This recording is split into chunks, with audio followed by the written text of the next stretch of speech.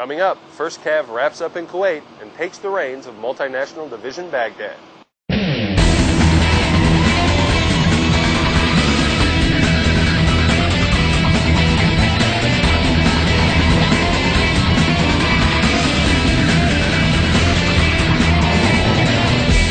Welcome to Cav Country. I'm Specialist Charlie Mabe.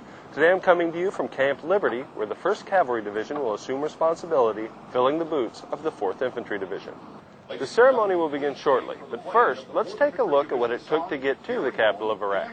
Now, Blackjack's Brigade Sergeant Cap Kim gives us this look at how 2nd Brigade prepared in Kuwait for their move to Baghdad. The Blackjack Brigade started planning for its movement to Iraq in June. Last month, 3 vessels with hundreds of pieces of equipment headed for the seaport of debarkation in Kuwait. What we're doing right now is dropping off all of the equipment that was supercargoed from the United States over here to Kuwait to ensure that all of our personnel get our equipment where it needs to go to the right fobs. Once the vessels entered the port, a team of more than 50 soldiers worked around the clock to unload all the brigade's equipment. Basically what we're doing is moving the vehicles from the dock that need to go to each specific fob and then placing them in the specific order or line that they need to go to get where they need to go. After all the pieces are taken off the ships, the next task is to organize them into the convoys that will take them north into Iraq. Vehicles being moved up north are getting moved in what's called the TMR, Transportation Movement Request. They're actually convoying up there. So at night, we build the convoys so that the convoy commander, when he comes in, has an easier time locating the equipment. It's already there for him. All he has to do is get put on hets and lowboys to get sent up north.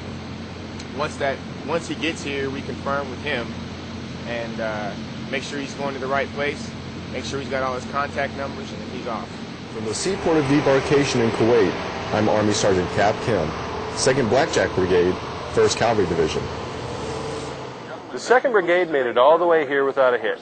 But there's more than movement that goes on in Kuwait. Army Sergeant Cap Kim shows us the essential training that combat medics went through, preparing them for the deployment. When the Blackjack medics were offered a little extra training, they jumped at the chance.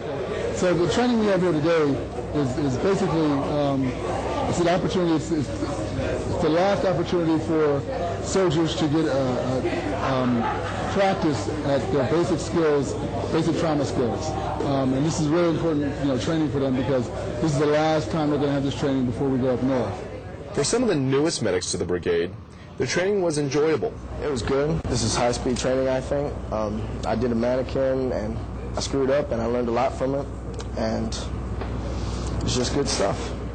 The realistic training was designed to get the medics ready for their duties in Iraq. It's good training. This is the first time I ever had to deal with an actual facial injury during any training I've had since IT and all that stuff, so it's actually good training there for that. Although the medics are new, a lot of the medical training isn't. They've been through NTC, and I don't think they've had quite to this extent the SIMAN training, but no, nothing real life like this. So this is good training to get before they go out there. It's hopefully it'll desensitize them a little bit, so when they see it, they don't get emotional. They just go at it and attack it. The training was a last-minute refresher course for what they might see in Iraq. Most of it's training that most medics have had time and time again, but my philosophy on it is, even if you come to training and you've done it 2 or 3 times, if you learn one new thing, it was worth it. So, from Camp Beering in Kuwait, I'm Army Sergeant Cap Kim, 2nd Blackjack Brigade, 1st Cavalry Division. Now, while 2nd Brigade just got here, other divisions have already set up shop, like the 10th Mountain Division. Private John Cano tells us how the 10th Mountain Troops are lending a hand to Iraqis in need. Soldiers from Charlie Company, 4th Battalion, 31st Infantry Regiment, and 446 Iraqi Army soldiers worked together in a joint medical operation in the town of Al-Tarak. Their goal was to provide different forms of medical care, such as antibiotics for children, changing dressing on open wounds, and treating minor and acute illnesses.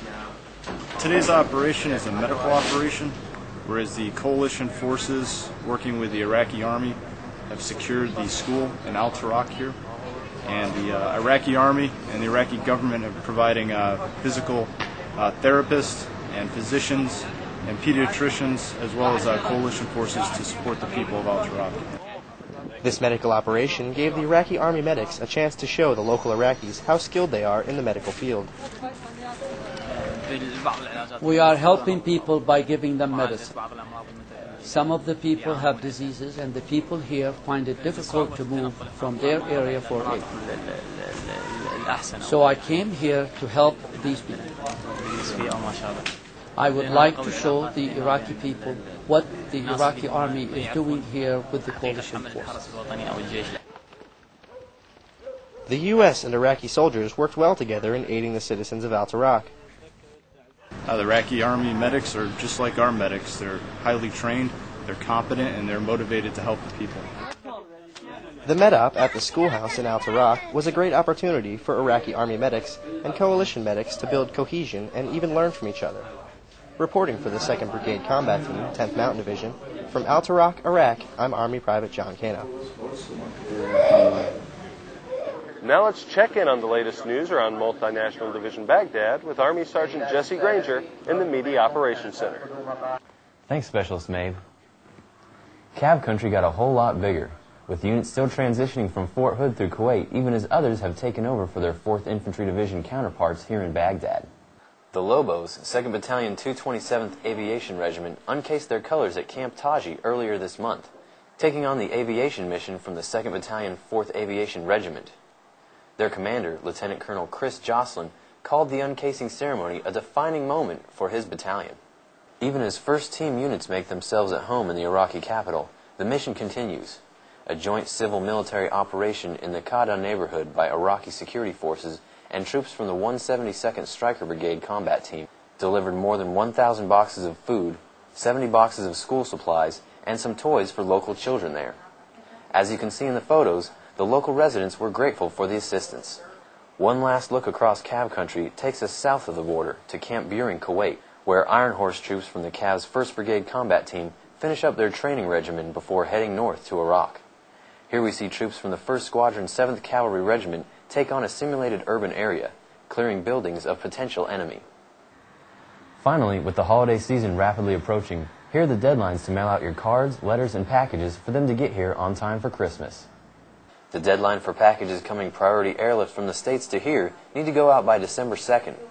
Cards and letters should be posted by December 4th. For troops here, the deadline is December 6th for parcel post and letters to get home for the holidays on time. If you plan on sending packages by space available mail, you're already too late. Now here's Specialist Jennifer Rooks with this week's Man on the Street. Thanks, Sergeant Granger.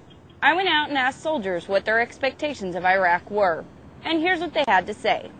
I expect it to be actually a lot worse than this, because I mean, all you see is what you hear on the, all you get is what you hear on the freaking news, and they just report everything that's negative and bad. They don't report like the daily lives of like what we do.